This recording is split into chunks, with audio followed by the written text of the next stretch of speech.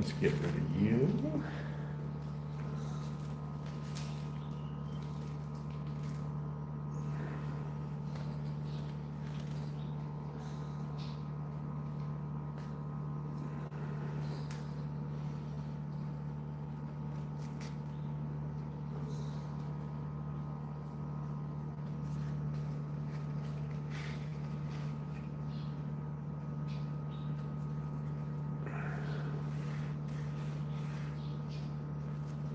This is stupid.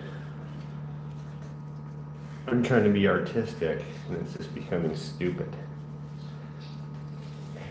But in all honesty, my intention is that I'm trying to make my background look cool.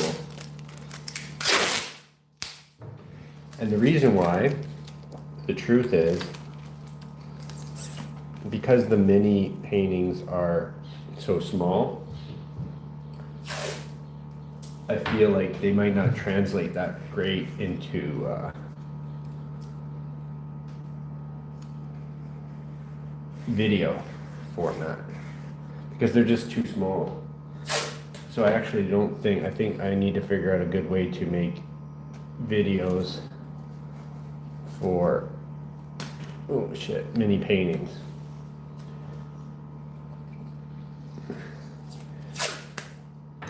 And I think the running joke is that artists have to make content, not just art.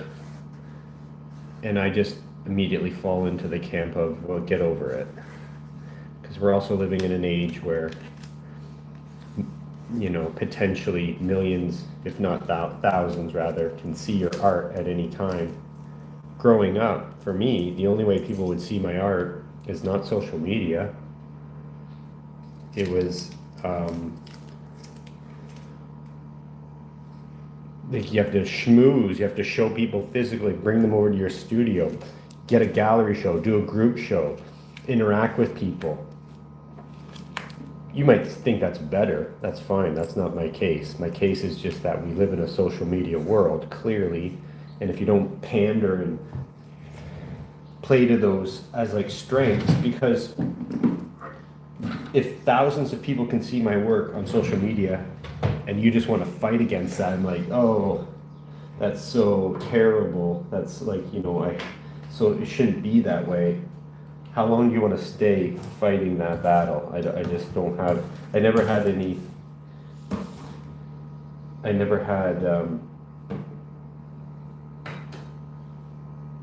any resistance to that. I just used it as a tool. Even like NFT days. The NFT days, I know a lot of artists that did really well. I sold a couple of NFTs, but nothing of significance. But I just looked at it like, hey, if people want to buy this stuff, and as an artist, they're like, I'll sell you NFTs to make money as an artist. So like, I never looked at it like the scam that it was, which it was a scam. But I didn't look at it that from an artist's perspective. The NFTs were just an opportunity for people to sell their art. And if that's the new wave, like if digital art is the new wave and I can make money as an artist selling digital art, fine, I don't care. Like, it's not my ideal preference, of course, but it was just another opportunity for an artist to make money. That's why I was interested in it. Do I still make NFTs today? I do not. But again, as an artist, like, hey, if people are willing to spend big money on digital art, then I will give you digital art. Why? Because as an artist, it's just getting my work out there. And if people are willing to pay for it, it's like the biggest hurdle an artist has. The biggest hurdle an artist has is getting their work into hands and having those hands give you money in return. That's the hurdle. And so if more people can see your work using social media,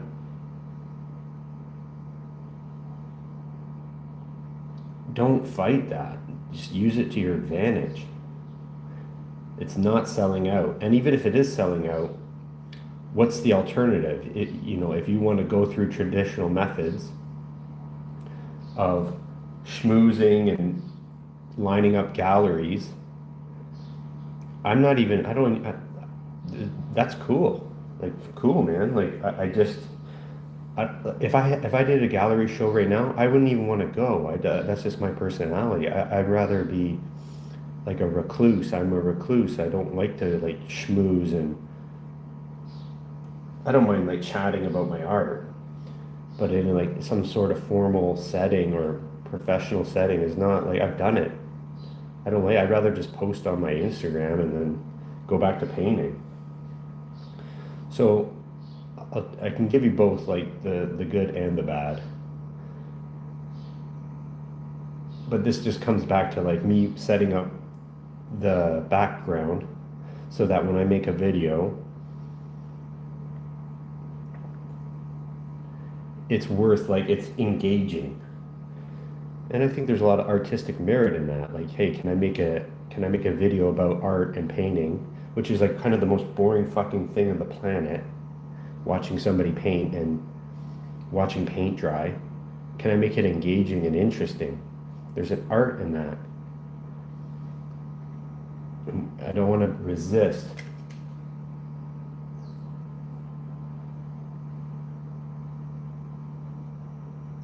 Miranda, technical support. What's going on? Jack Starboy. I worked in a couple of art museums, and the art hung in a major museums is determined by the museum donor. The museum donors, and modern art in museums is usually the lover of the donor. Yeah, that's even at you're at a higher level. I'm just talking, your local galleries. Museums is another game. I'm not really. There's a couple museums or gallery, like state-funded galleries in Canada that I would love to be part of one day. Like, that's still a goal for me. I don't dismiss it, but as a artist that is like hustling on and using social media, museums aren't even in my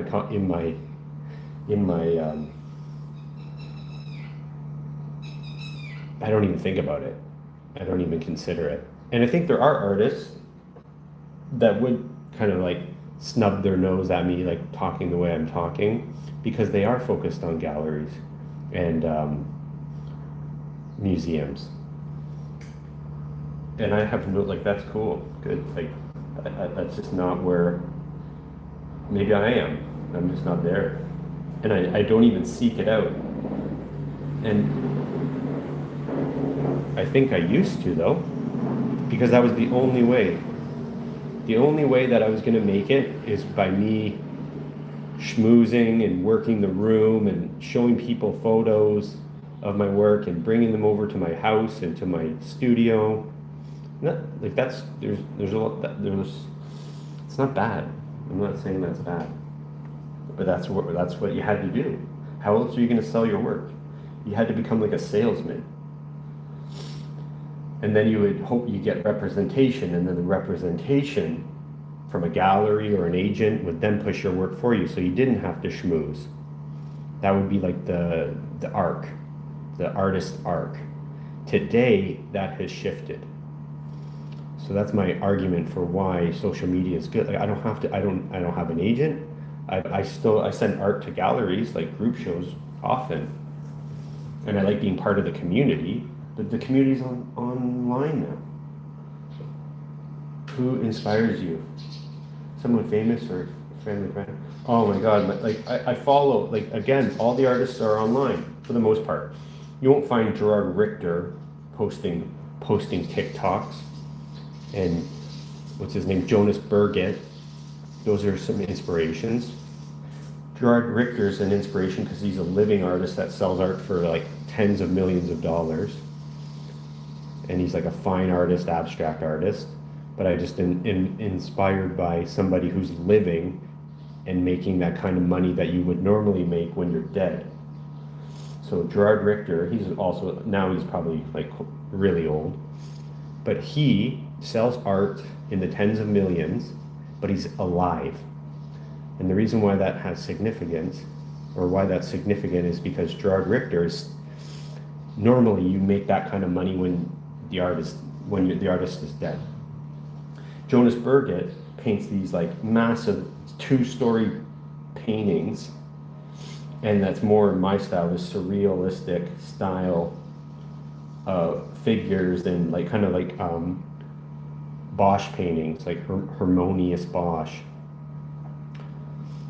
but surreal and modern. He's an inspiration. And then you have guys like contemporary artists like today, like Damien Hirst and Van Minnen, those legends.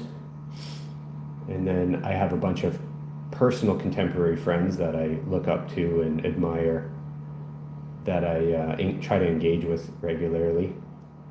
And then now, because people can just post online, like I said, you see art from all over the world, artists that are at such a high caliber, such a high level, showing you what they're doing regularly. And like, I love that.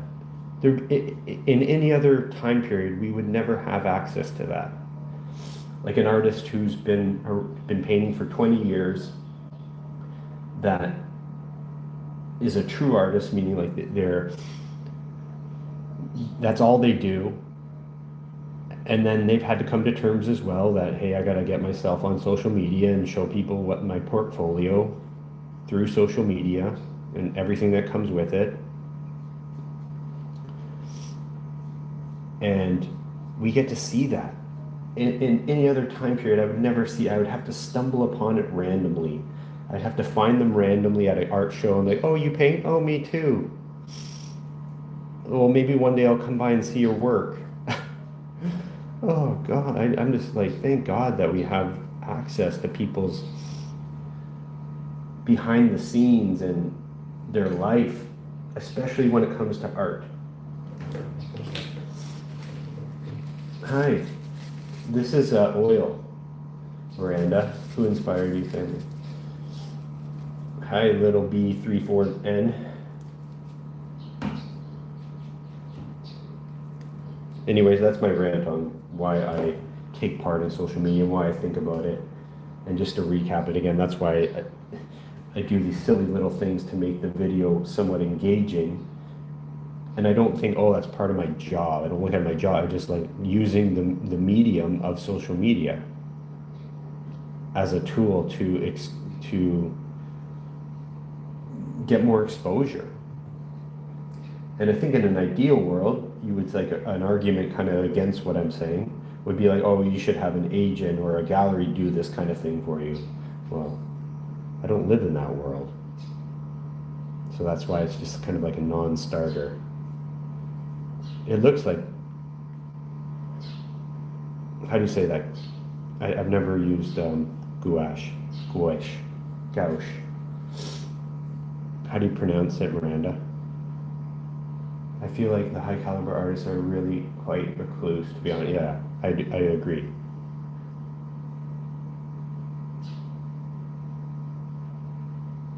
Not all of them. Some of them play the game.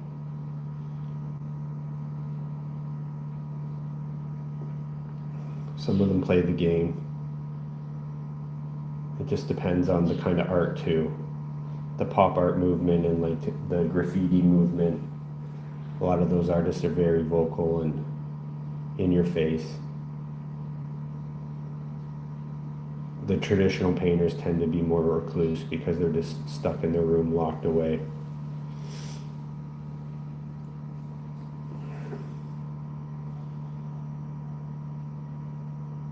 Yeah, they will judge you and they'll say stupid things, but you kind of get used to that. It doesn't become,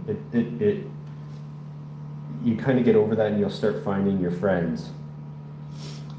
So like if you can get over the hump, like, hey, your art's terrible, you're stupid, this is garbage, whatever they say, there will be also somebody on there like, oh, I love it. And you just kind of connect to the community that says, oh, I love it, that's cool. So don't let the imagination of someone not appreciating your work to discourage you from finding the community that does encourage your work. It's not worth it. And you can even make, like, if you're super shy, just make an alternate ego account and post your art there, so no one even knows it's you. They don't even need to know the name behind, like, you can create your own name. If you're really shy about your art, create like a fake account and push that. So you can hide you can be anonymous.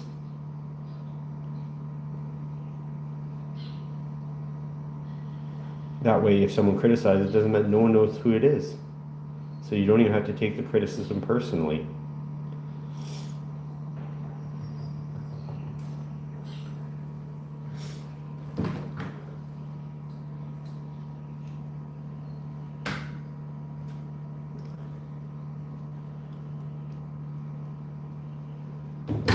Yeah, because you can just really, like, hide yourself until you become more confident. And the more you paint, the more confident you'll become. You'll still make pieces that are trash, but then you'll make more paintings that are better. Bye.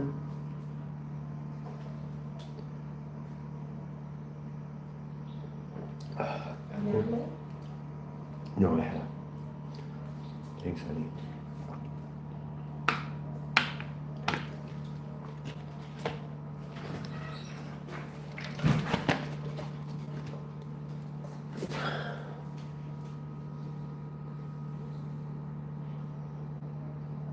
Let's get this out more.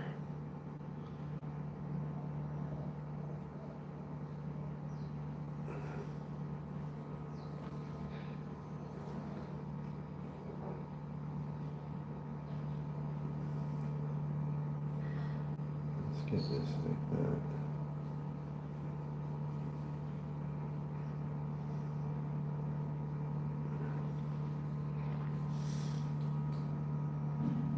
Ruben, thank you. Big dog. Yeah. And then so if you really continue with your painting and it becomes more serious for you, I get a lot of criticisms that I actually really value. And sometimes they're funny and sometimes they're even hard to hear.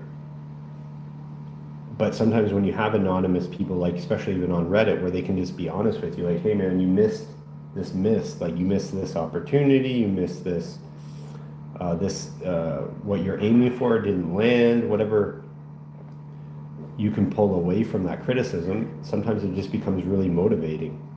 Like, you're right, like I see that. And sometimes you don't, you can just be like, hey, actually, I think that criticism's not only not fair, but not accurate. But there are some critics that are brutal, funny, even aggressive, but valuable. You don't have to be afraid of criticism. Like when I listen to Justin Bua criticize certain work, sometimes I really disagree with what he's talking about. I truly do. But he has a really sharp tongue and a really aggressive style of criticism, but I really think he got that. Like, I think people criticized his work, and I think that it really helped him and motivated him, and he uses it as a asset, not a liability. He doesn't sulk away and disappear. He's like, I need this criticism to get better. I think that's like my best case argument for his criticism when he criticizes artists on Instagram. I think sometimes he is too harsh, but if people take it as like valuable insight that they can use and then improve on their skills, well then overall it's probably a plus. I can't be the only one that this happens to, but one random day you're and Jones are like elite, and the next day you keep hang on.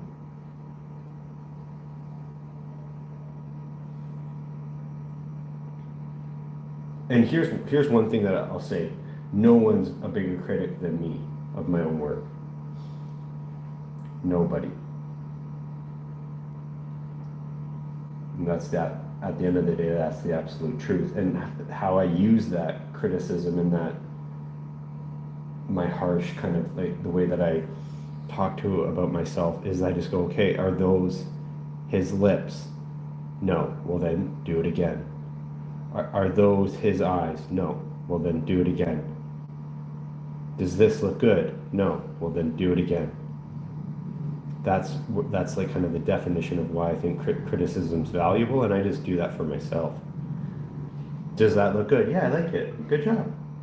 Like, it works both ways. It's not all terrible news all the time.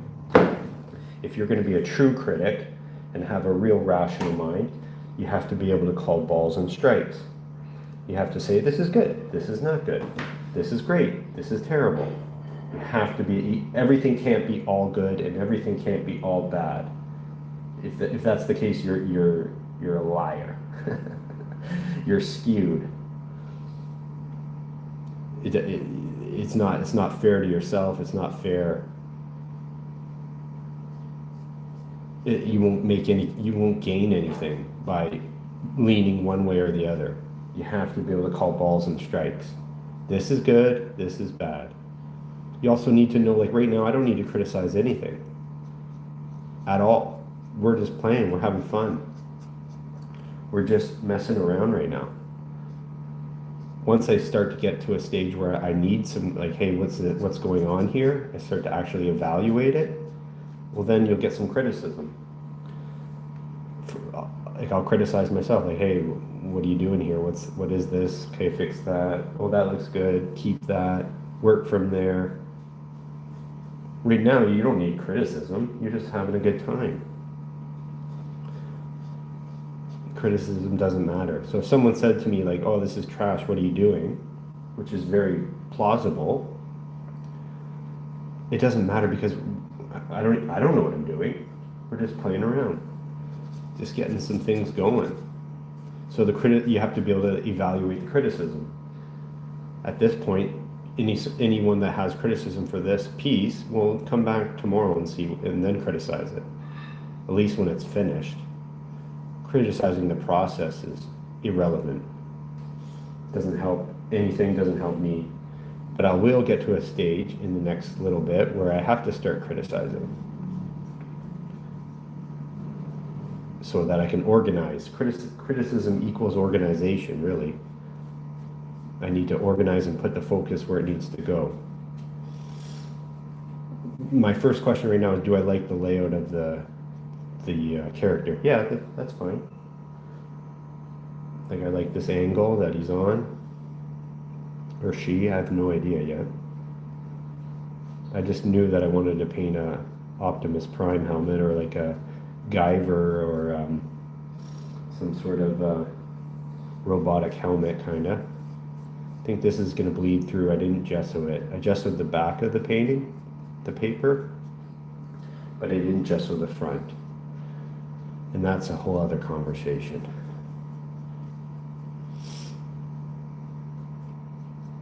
So this tape's not going to hold the bleeding, so I'll have to touch up the edges later. But the reason I do that is because I like painting on raw paper. I really like it. I prefer it, but it's a little bit hard to explain why.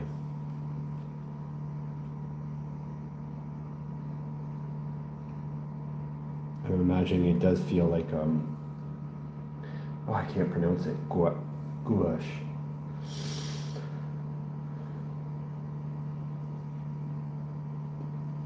I've never used that paint before.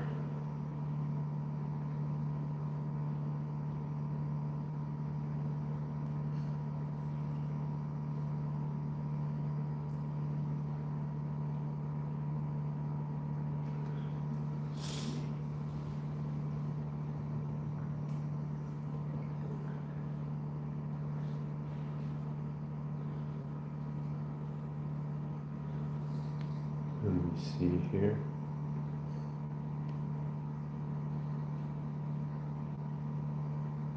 You'll get tired of me saying this, but it's probably the most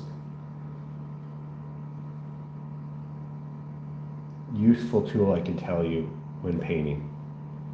It's always about adding and subtracting. Always. Even if you're on a roll and you're just adding and adding and adding and not necessarily taking away, it's still the same process. So see, you have like, so now I need to figure out how to like subtract from this helmet to make it to form it properly to where I'm happy, to make it not only make sense, but just to give it its final shape, or at least come closer to that. So you see I'm taking away, therefore subtracting from what I put down earlier. But I think that's the basic fundamental of painting, because you even do that when you're drawing. You use your eraser, you draw something, then you subtract. I normally do that with acrylics first to get my underbody. Today I just went right into oil, just wanted to try something out to paint on paper, because I just really enjoy the feeling. Almost hard for me to describe it, to be honest, but I really enjoy painting on raw paper.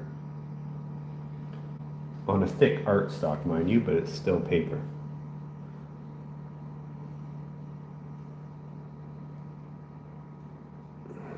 So I think this is too far out.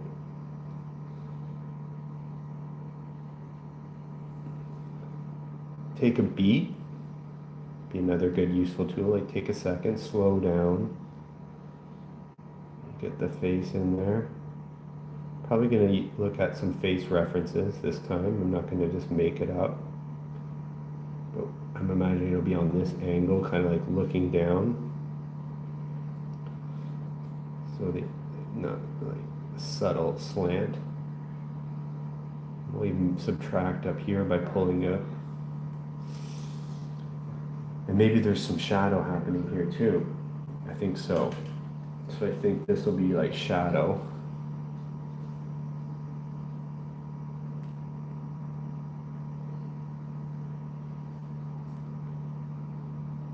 Can we get the ridge and the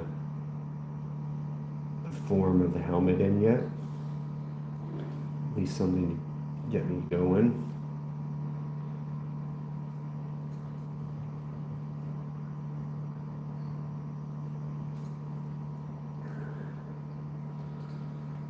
Add in my, I think I want to do, let's see.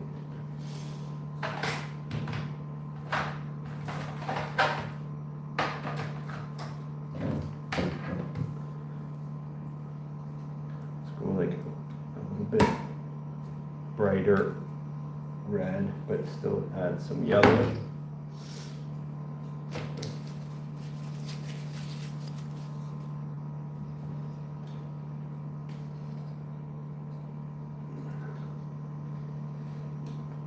Therefore orange, but let me just get more pigment.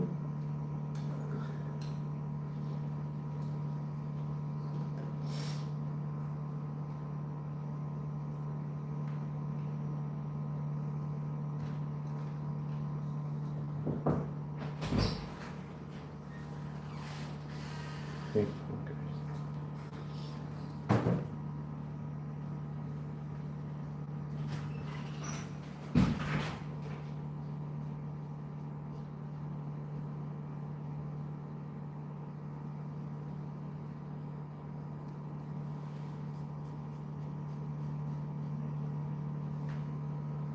So the art cards are something that was brought to my attention by my friend Core Samples. You need to follow Core Samples on Instagram. He's an artist friend of mine that we've connected for a long time now, and he always has some really good ideas, and he has his hand on the pulse. He knows what's going on. He says, "Hey, have you heard of aceos?" And I said, "Nope." And he goes, "They're just mini paintings, like art cards." And I said, "Oh, I love painting mini stuff. Been doing it forever." And if there's kind of like a fad or a trend right now where mini paintings are getting a bit of shine, I just thought like, oh, I love, like, I'll take advantage of that. I needed a break from my routine. It was perfect timing. So I just have the energy to paint mini art cards. I also want to encourage other artists to do that, because I do think there's something, like personally, like I would hang, like you get them matted, like a big white mat with a little frame. I just think they look so cool. I really like highlighting the miniature stuff. This is just personal taste, because I don't know. I just like many things, and then that you have to like really step in to look at, and like they tell little stories. Like everything's little. Anyways, I'm kind of obsessed with little stuff, and that's where these art cards come into play, because I think that yeah, I just need a break. I need to be able to like, and there's something fun about, not always, I don't want to get ahead of but sometimes they can come together really quickly, and they don't need a lot of work as much as a larger painting. They still need work. I just mean, it seems like you can get more, you can get ahead further faster. That's probably the best way to frame it. There's just some imperfection here.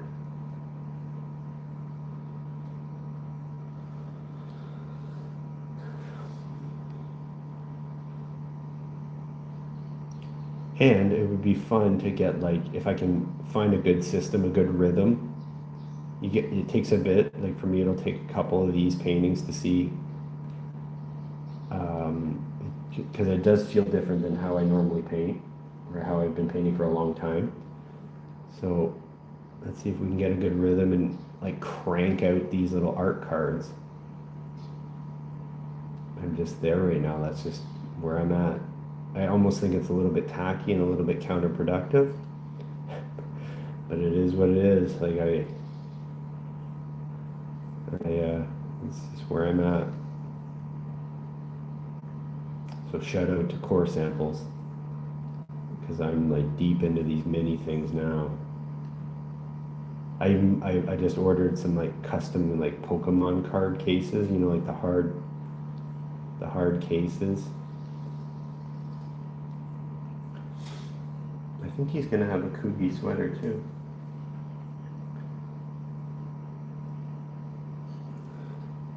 So let's do that. Form of the body. And there was a time when I was painting like mini paintings back in like 2020 all the way up to 2022, or no, 2022 2023, sorry. And that's all I could do. Like it was more of a personal thing where I couldn't bring myself to do anything else. I can only commit to a little mini painting, and now it's a little bit different. I have a bit of a different mindset, and it's more of almost like a choice, whereas earlier it was almost like it's all I could do. Just paint something small. But I do think you kind of lose an art, like some people that do collect work and like that are very interested in art, they're not super gung-ho about many pieces. It's a smaller audience. But if you have this card element of like a trading card, I just think that's a cool angle and a cool fun. I wouldn't call it cool. I just find it fun.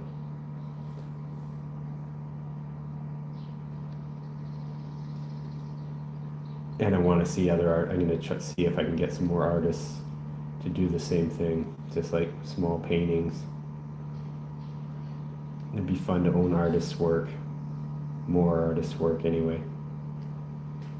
And it makes it almost more accessible. So instead of like, just like I saw there was that 99-cent show or whatever, I don't want to cheapen the art necessarily, but if every artist knows that if you paint smaller, then can come with an easier price tag. So you might even be able to get some like big artists doing small pieces and like as in trading cards. Like imagine, you know, what was his face? Logan Paul wore one of his Pokemon cards out in WrestleMania around his neck, like a gold chain, like it was like a diamond crusted like cross, but instead it was a Pokemon card worth, you know, an ungodly amount. But imagine art started taking over. Not that Pokemon's not art, but imagine like hand painted little mini paintings. People wore those around their neck. That'd be so rad. I want to push art in that way, like to be represented like that. That's kind of like I just think maybe that would be really cool if someone wore like original art around their neck like jewelry. Let's make that happen. Give art that kind of prestige, modern prestige. Okay.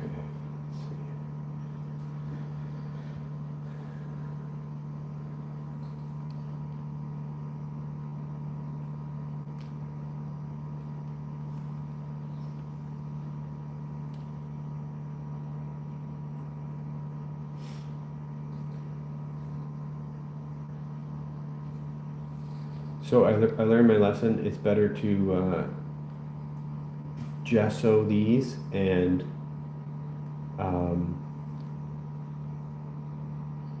then paint in acrylic first.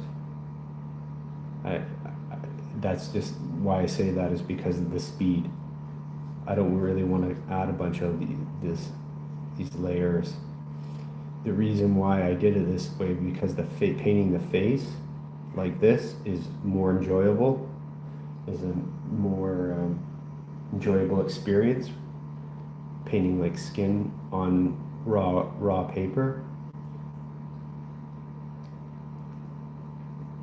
but gesso, acrylic base, back underbody, and then oil on top of that after the acrylics dry. That's what I need to. That's just a note to self.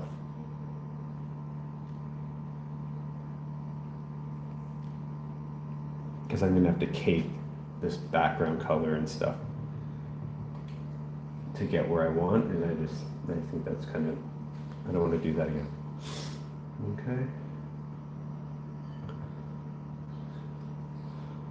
I guess the shadow's gonna be here.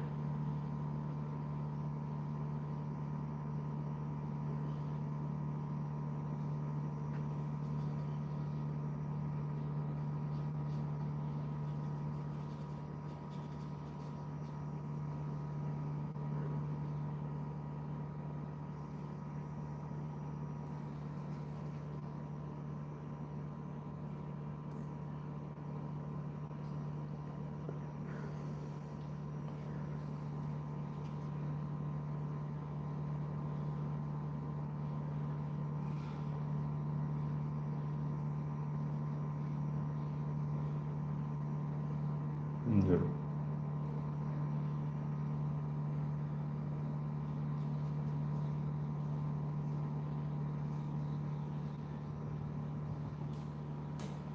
Same thing applies. Adding, subtracting, pulling away. It just happens naturally. I don't even think you think about it that way, but when you do start thinking of it like that, it makes I find it almost makes it seem like you know what you're doing. It gives you a little more confidence going adding, subtracting. You're not going to like every brush stroke, right? Like every brush stroke is not going to be meeting your expectations. But the more you paint, the closer you get to meeting your expectations. The more you paint, the more brush strokes you put on there, the closer you're going to get to where you're content and satisfied. But the brush strokes go back both ways, back and forth, adding, subtracting.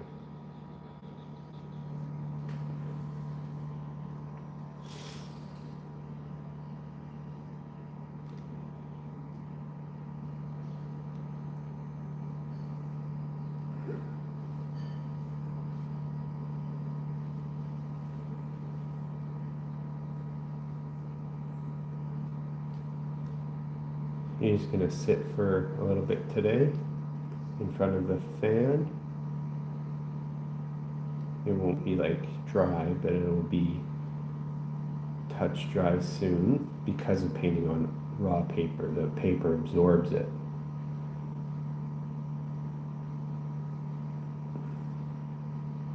Then it kind of stops absorbing at a certain stage.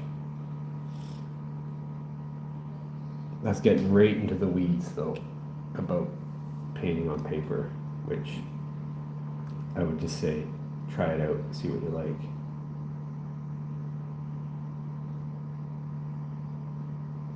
But my final opinion on it is gesso it like this. Where is it? This is gessoed and then acrylic.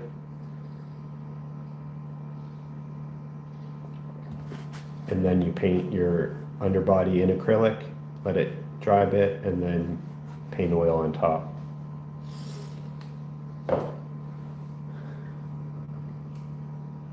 That's the way to go for these. That's just kind of more for myself to really lock that in and done painting like this for a while.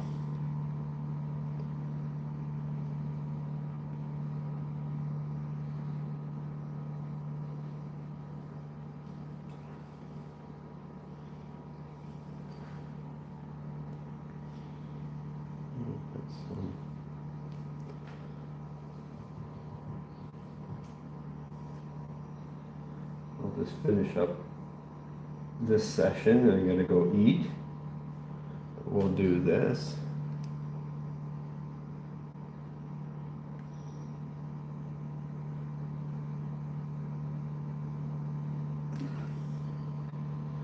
We'll do this.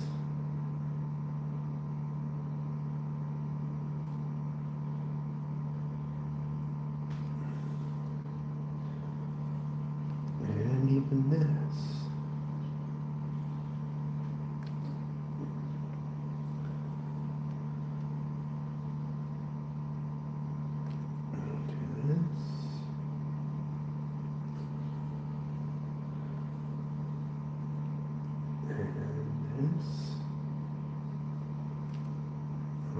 Angle. I don't know what's kind of happening, but figure it out. Just kind of want to lock in these dark outlines now. Again, because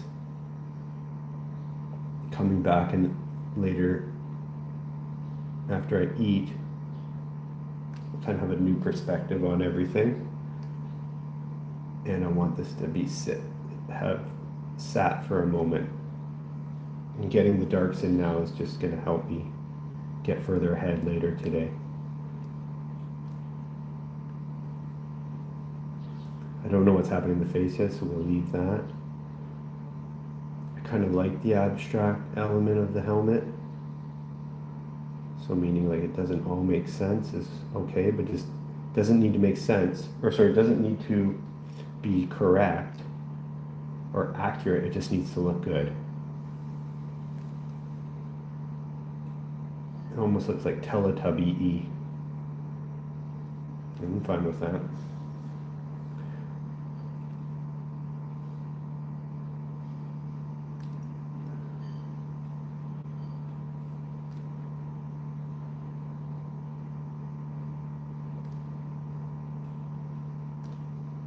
Get back into your blue.